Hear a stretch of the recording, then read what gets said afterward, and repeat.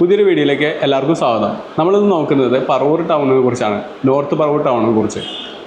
അപ്പോൾ വളരെയധികം ചരിത്രപ്രധാനമുള്ള ഒരു ടൗണാണ് കേട്ടോ ഈ നോർത്ത് പറവൂർ എന്ന് പറയുന്നത്. അപ്പോൾ ട്രാവൽ പരവും ബിസിനസ് പരമായിട്ടുള്ള ഇൻഫർമേഷൻസാണ് നമ്മൾ ഈ വീഡിയോ വഴി പങ്കുവെക്കുന്നത്. അപ്പോൾ നമ്മുടെ ചാനലൊന്ന് സബ്സ്ക്രൈബ് ചെയ്യുക. നോർത്ത് പറവൂരിൻ്റെ സ്ഥാനം വരുന്നത് എറണാകുളം ജില്ലയുടെ അറ്റമാണ് കേട്ടോ. കൊച്ചി മെട്രോപൊളിറ്റൻ ഏരിയയിൽ പെടുന്ന ഒരു നഗരമാണ് പറവൂർ എന്ന് പറയുന്നത്, നോർത്ത് പറവൂർ. മെയിൻ റോഡ് വരുന്നത് എറണാകുളം ടു കോഴിക്കോട് റോഡ് അല്ലെങ്കിൽ ഗുരുവായൂർ റോഡിലാണ് ഈ ഇത് വരുന്നത്. NH-17 ആയിട്ടുള്ള റോഡാണ് ഈ പട്ടണത്തിലൂടെ കടന്നു പോകുന്നത്.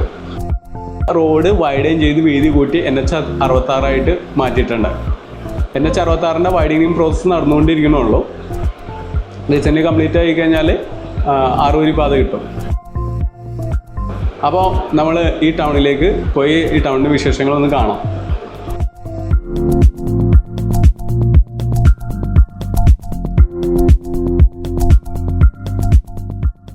നോർത്ത് പറവൂർ അല്ലെങ്കിൽ ഈ ഭാഗം വളരെ വർഷങ്ങൾക്ക് മുന്നേ വിദേശ രാജ്യങ്ങളായിട്ട് എന്ന് വെച്ചാൽ 2000 വർഷങ്ങൾക്ക് മുന്നേ വിദേശ രാജ്യങ്ങളായിട്ട് വാണിജ്യ ബന്ധത്തിൽ ഏർപ്പെട്ടതിൻ്റെയൊക്കെ തെളിവുകളുണ്ട് കേട്ടോ. ആ കാലത്ത് ഒരു സാമ്പത്തിക കേന്ദ്രമാണെന്നൊക്കെ പറയാം. അതേമാതിരിയുള്ളൊരു ടൗണായിരുന്നു.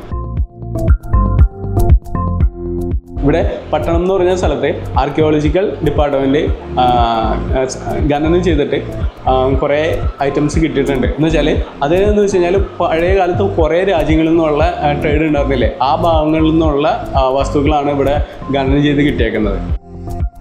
പണ്ടത്തെ റോമ സാമ്രാജ്യം അങ്ങനെയൊക്കെ പറയുന്നില്ലേ, അലക്സാണ്ട്രിയ, അങ്ങനെയൊക്കെ കുറേ രാജ്യങ്ങളിൽ നിന്നുള്ള ഖനനം ചെയ്ത വസ്തുക്കൾ അവിടെ കിട്ടിയിട്ടുണ്ട്. ഇതിനെ ആർക്കിയോളജിക്കൽ മ്യൂസിയം ചെന്ന് കഴിഞ്ഞാൽ കറക്റ്റായിട്ട് അവരത് കാണിച്ചു തന്നിട്ട് അതിൻ്റെ വിവരണം തരും കേട്ടോ. അപ്പോൾ നിലവിൽ നമുക്ക് അതിൻ്റെ ഉള്ളിൽ കയറി വീഡിയോ എടുക്കാൻ പറ്റില്ല. ഈ കാണുന്നതാണ് ഇതിൻ്റെ മ്യൂസിയം. അപ്പോൾ ഒരു വലിയ മ്യൂസിയമായിട്ട് അത് സെറ്റ് ചെയ്ത് വരുന്നുള്ളൂ. എന്നാലും ഇപ്പോൾ ചെന്നാലും അവരത് നമുക്ക് പ്രദർശിപ്പിക്കുന്നുണ്ട്. ഇവിടെ തന്നെയാണ് അതിൻ്റെ സൈറ്റിൻ്റെ ഡീറ്റെയിൽസും ലൈബ്രറി എല്ലാം വരുന്നത്. അപ്പോൾ ഇവിടെ വന്നു കഴിഞ്ഞാൽ പഴയകാല 10,000-2000 വർഷം മുന്നേ ഉള്ള പട്ടണത്തിൽ ഉപയോഗിച്ചിരുന്ന വസ്തുക്കളുടെയും ഡീറ്റെയിൽസ് എല്ലാം ഇവിടുന്ന് കിട്ടും, കാണാൻ പറ്റും. വിശദമായിട്ട് തന്നെ അത് പറഞ്ഞ് മനസ്സിലാക്കി തരും കേട്ടോ ഇവിടെ മ്യൂസിയത്തിൽ നിന്ന്.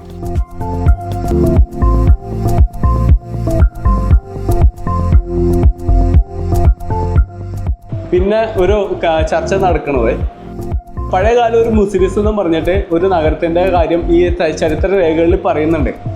പക്ഷേ പുരാവസ്തു ഡിപ്പാർട്ട്മെൻറ്റ് പറയുന്നത് ആ മുസ്ലിംസ് എന്ന് പറയുന്ന ടൗൺ തന്നെയാണോ ഈ പട്ടണം എന്നുള്ളത് അവർക്കും കൺഫേം ചെയ്ത് പറയാൻ പറ്റുന്നില്ല എന്നുള്ള കാര്യത്തിലാണ്.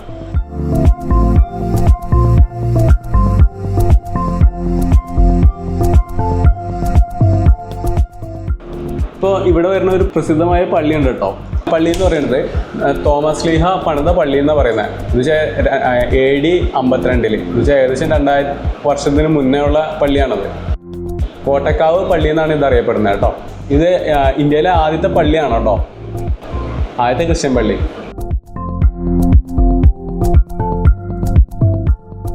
കുറച്ച് കൺജസ്റ്റഡ് ആയിട്ടുള്ള റോഡാണ് ഈ ഭാഗങ്ങളൊക്കെ വരുന്നത്. ഇത് മാർക്കറ്റ് ഭാഗമാണ് കേട്ടോ. ഇത് ശരിക്കും പറഞ്ഞാൽ NH-17 ആണ്, നാഷണൽ ഹൈവേ ആണ്. NH-66 ബൈപ്പാസ് സെപ്പറേറ്റ് അവിടെ പണിയുണ്ട്. 6 ലൈനാണ് കേട്ടോ അവിടെ പണിയുന്നത്. പറവൂർ ടൗണിലെ കുറേ ഭാഗത്ത് പഴയ ടൈപ്പ് കെട്ടിടങ്ങളൊക്കെ തന്നെ ഇപ്പോഴും ഉണ്ട് കേട്ടോ.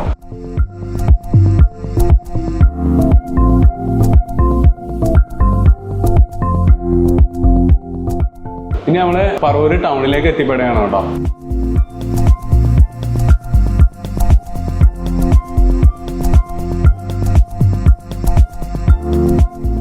അടുത്ത ജംഗ്ഷനിൽ നിന്നാണ് ചെറായി ബീച്ചിലേക്ക് പോകാനുള്ള റോഡ് വരുന്നത്.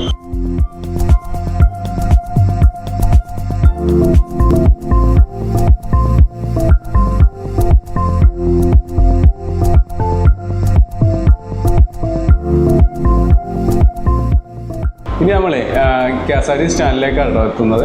പറവൂർ സ്റ്റാൻഡ് എന്ന് പറയുന്നത് കൂടുതലും ഓർഡിനറി, ലിമിറ്റഡ് അങ്ങനെയുള്ള ബസ്സുകളാണ് കൂടുതലും ഉള്ളത്.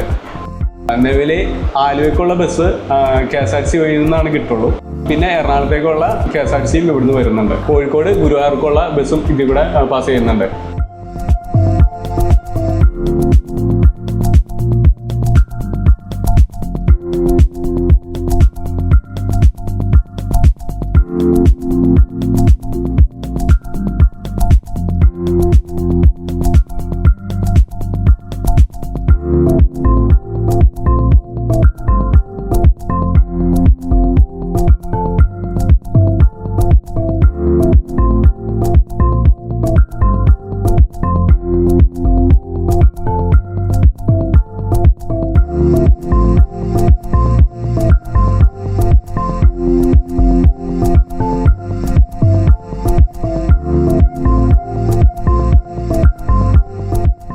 പറവൂർ എന്ന് പറയുന്നത് ഭയങ്കര വലിയൊരു കൊമേഴ്ഷ്യൽ ടൗൺ അല്ല കേട്ടോ.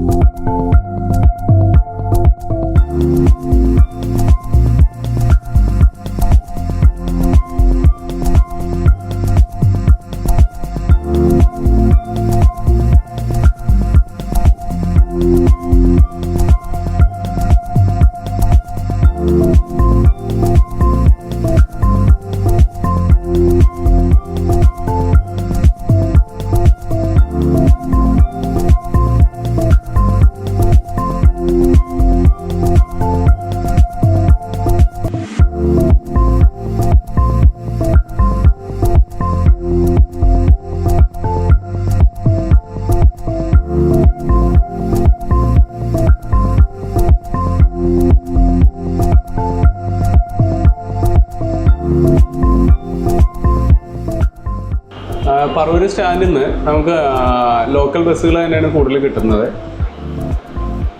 എറണാകുളത്തേക്കുള്ള ബസ് വരുന്നുണ്ട്. ആലുവയ്ക്കൊന്നും പ്രൈവറ്റ് ഇല്ല, അത് KSRTC തന്നെ വേണം. പിന്നെ ചേറായി, മുൻപ് അങ്ങനെയുള്ള സ്ഥലത്തേക്ക്, കൊടുങ്ങല്ലൂർ, എറണാകുളത്തേക്ക് ബസ്സുണ്ട്.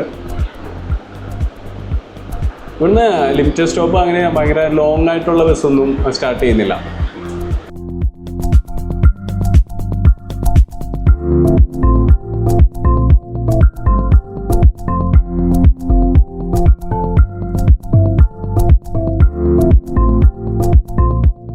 പറവൂർ താലൂക്ക് ആശുപത്രി കേട്ടോ ഈ കാണുന്നതൊക്കെ.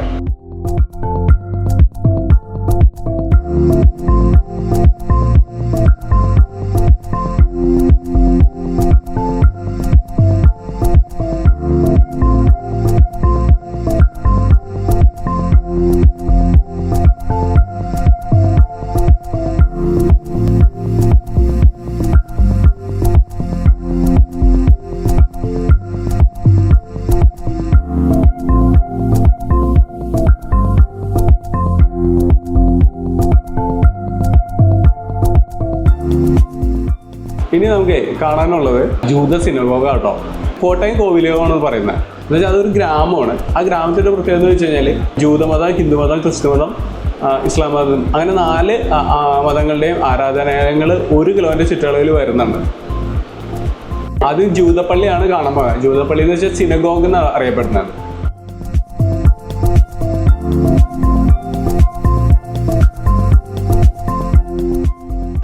കറക്റ്റ് സ്പോട്ട് വരുന്നത് കോട്ടയം കോവിലകം എന്നാണ് പറയാം. ഇപ്പം അത് ഈ പള്ളി ഇപ്പോൾ ചരിത്ര സ്മാരകമാണ്. ഈ ഭാഗത്തുണ്ടായിരുന്ന ജൂതമതക്കാരെല്ലാം ഇസ്രായേലിലേക്ക് തിരിച്ചു പോയി. അതിനുശേഷമാണ് ഇതിപ്പോൾ ഗവൺമെൻറ് സ്മാരകമാക്കിയത്. ഈ പള്ളി എന്ന് പറയുന്നത് പഴയകാല വാസ്തുകലയുടെ ഒരു പ്രതീകമെന്നൊക്കെ പറയാം. ശരിക്കും ജൂതമതത്തിൻ്റെ വിശുദ്ധ ഗ്രന്ഥം എന്ന് പറയുന്നത് തോറയാണ് പറയാം. ആ തോറ ഇവിടെ ഈ ബോക്സിലാണ് അടച്ചു വെക്കുന്നത്. ഇവിടുത്തെ ഗൈഡ് സാറ് നല്ല വിശദമായിട്ട് കാര്യങ്ങൾ പറഞ്ഞു തരും കേട്ടോ നമ്മളിവിടെ വന്നു കഴിഞ്ഞാൽ. നേരം ഇവിടുത്തെ തോറപ്പ് ഇവിടെ നിലവിലില്ല. ഇവിടുത്തെ ആട്ടിൻതോലിൽ എഴുതിയ തോറയാണ്. അതിപ്പോൾ അവിടെ എക്സിബിറ്റ് ചെയ്യുന്നത് തൃപ്പൂണിത്തുറ ഹിൽ പാലസ് മ്യൂസിയത്തിലാണ് എക്സിബിറ്റ് ചെയ്തത്. കേരളത്തിലെ ഏറ്റവും പഴക്കം ചെന്ന സിനഗോഗുകളിലൊന്നാണിത്. നിലവിൽ 5 സിനഗോഗുകളാണ് ഇപ്പം നിലവിലുള്ളത്. ബാക്കി 9 ഉണ്ടായിരുന്നു, അതൊക്കെ ഇപ്പോൾ ഇന്നാക്റ്റീവാണ്. ശരിക്കും ഈ പള്ളിയുടെ ഈ ഹാളിൽ പുരുഷന്മാർക്കേ പ്രാർത്ഥിക്കാൻ പറ്റുള്ളൂ. സ്ത്രീകൾക്ക് ആ ബാൽക്കണി മാതിരിയുള്ള സ്ഥലം കണ്ടോ, അവിടെയാണ് പ്രാർത്ഥിക്കുക. അവിടെ ആ റൂമിൻ്റെ ബാക്കിലാണ് പ്രാർത്ഥിക്കാൻ പറ്റുക. അതുമാതിരി അവർക്ക് ഇറങ്ങി പോകണമെങ്കിൽ ബാക്കിലെ സ്റ്റെയർ വഴിയേ ഇറങ്ങി പോകാൻ പറ്റുള്ളൂ. ഇവിടെ അവരെ ഭക്ഷണം എന്ത് കഴിക്കണം അങ്ങനെയൊക്കെയുള്ള കാര്യങ്ങളിലെ ഒരു വിവരണം കൊടുത്തിട്ടുണ്ട്. പിന്നെ നിലവിൽ ഇവിടെ ഉണ്ടായിരുന്ന ആളുകളുടെ ഫോട്ടോസും കുറച്ച് വെച്ചിട്ടുണ്ട്.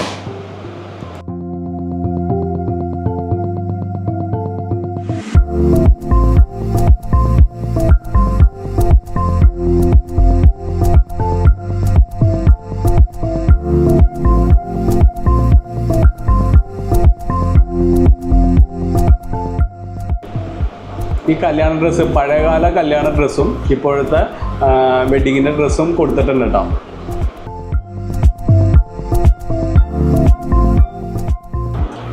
സിനഗോഗിൻ്റെ അടുത്ത് തന്നെ ഒരു ജൂത ഫാമിലിയുടെ വീട് ഉണ്ട് കേട്ടോ. അത് കുറച്ച് എന്താ പറയുക സന്ദേശങ്ങളൊക്കെ എഴുതി വെച്ചിട്ടുണ്ട് വീടിന് മുന്നിൽ. ഇനി നമ്മളെ അടുത്തുള്ളൊരു ക്രിസ്ത്യൻ പള്ളിയാണ് കാണാൻ പോകുന്നത്. ഇത് ഈ വഴി നമ്മൾ ആ പള്ളിയിലേക്ക് ബാക്കിലേക്കാണ് ചെല്ലുന്നത് കേട്ടോ.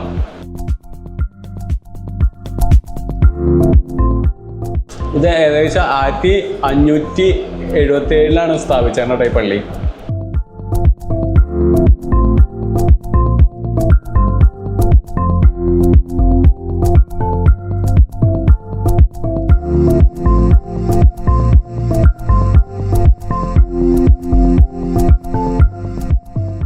ഇത് 1577 സ്ഥാപിച്ചത്.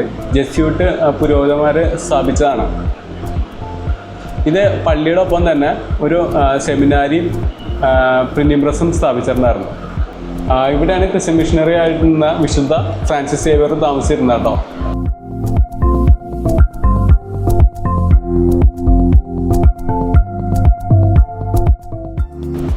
ഇത് നമ്മൾ കാണുന്നത് സെമിത്തേരിയാണ്.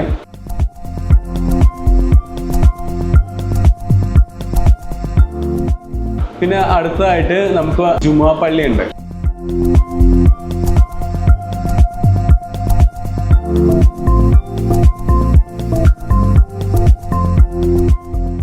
ഇപ്പോൾ ഈ ഭാഗത്ത് വരുമ്പോൾ നല്ലൊരു കടവുണ്ട്.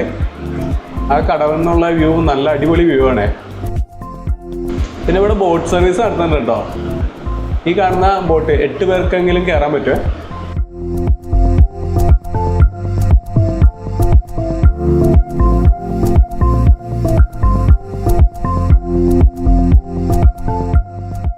ഈ ബോട്ടിൻ്റെ ഓണറിൻ്റെ അടുത്ത് നമുക്ക് സംസാരിക്കാം.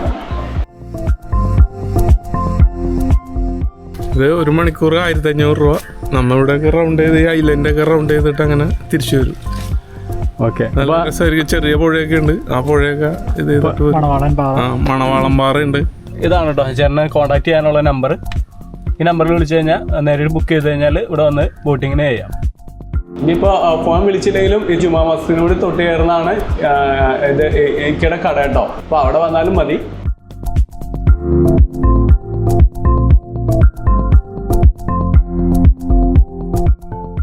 ഇവിടെ ഒരു അമ്പലം വരുന്നുണ്ട്.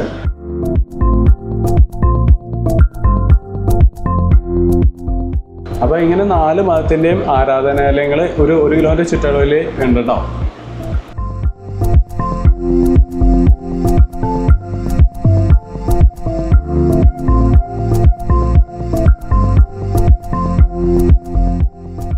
ഇനി നമ്മൾ കാണാൻ പോകുന്നത് പാലിയം കൊട്ടാരമാണ് കേട്ടോ.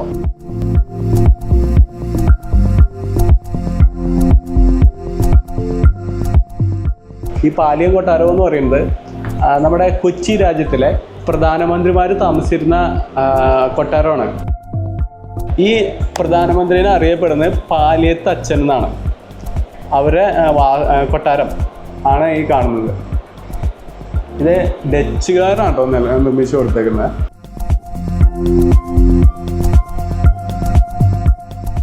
ഈ മൊത്തം സ്ഥലം അത് ഇവരുടെ ഓരോ കൂട്ടുകുടുംബങ്ങളുടെ സ്ഥലമാണ് വരുന്നത്. ഇപ്പം നമ്മൾ ഈ കാണുന്ന കൊട്ടാരത്തിൽ പാലിയത്ത് അച്ഛൻ എന്ന് പറഞ്ഞിട്ട് അദ്ദേഹം മാത്രം താമസിക്കുന്നത്. ബാക്കിയുള്ള കുടുംബങ്ങൾ അദ്ദേഹം കല്യാണം കഴിക്കില്ല. ഈ പാലിയത്ത് അച്ഛന്മാരെന്ന് പറഞ്ഞിട്ടുള്ള പദവിയിലെത്തുന്നവർ, അതല്ലാണ്ട് അവരുടെ സഹോദരിമാർ, അവരുടെ കുടുംബം, അങ്ങനെയുള്ളവരൊക്കെ താമസിക്കുന്നതാണ് നാലുകെട്ട് എന്ന് പറയുന്നത്.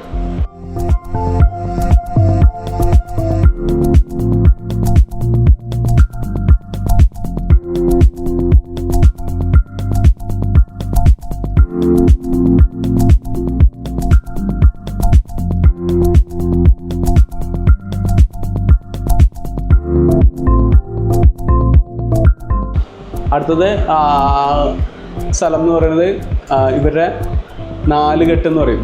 നൂറ്റാണ്ടുകളോളം ഈ കുടുംബത്തിനായിരുന്നു കൊച്ചി രാജ്യത്തിൻ്റെ പ്രധാനമന്ത്രി സ്ഥാനം കൊടുത്തിരുന്നത്. അപ്പോൾ പറവൂർ ടൗണിൻ്റെയും ചുറ്റുമുള്ള പ്രദേശങ്ങളുടെയും വീഡിയോ നിങ്ങൾക്ക് ഇഷ്ടപ്പെടുന്നു വിചാരിക്കുന്നു. അപ്പോൾ അടുത്തൊരു നഗരത്തിൻ്റെ വിശേഷങ്ങളായിട്ട് അടുത്തൊരു വീഡിയോയിൽ കാണാം. അതുവരെ ബൈ.